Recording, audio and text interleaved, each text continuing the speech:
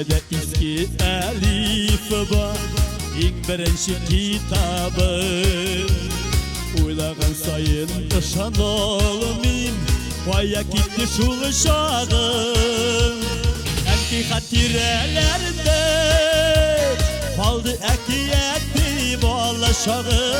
Kozlarının ısıldağından Korkup yılağan uşağım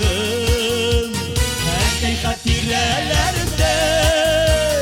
Kaldı ekiyeti boğalaşağım Kozlarının ısıldağından Korkup yılağan uşağım Güzel,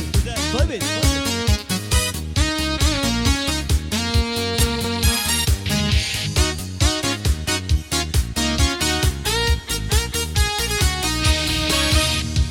Yipşıklarda tegeretik Var babaylar yasavlar Jalı üge kirgeç sızılay Kızarıp tuğanı kullar Erkek hatirelerde Kaldı ekiyeti bağlaşağım Kozlarının ısıldağından Korkup yılağan uşağım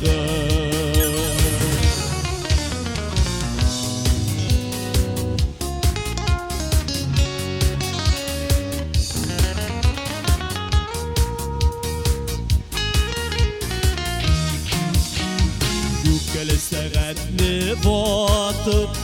Etiden korkup yürüdüm Mektepte enini kızarkan Artık şukmalaydım Erkek hatirelerde Kaldı ekiyeti bağlaşağım Kazların ısıldağından Korkup yılağan uşağım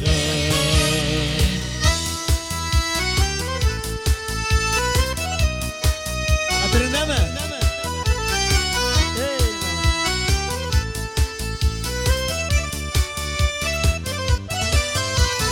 Erkek hatirelerde Kaldı ekiyeti bağlaşağım Kozlarının ısıldağından Korkup yılağan uşağım Erkek hatirelerde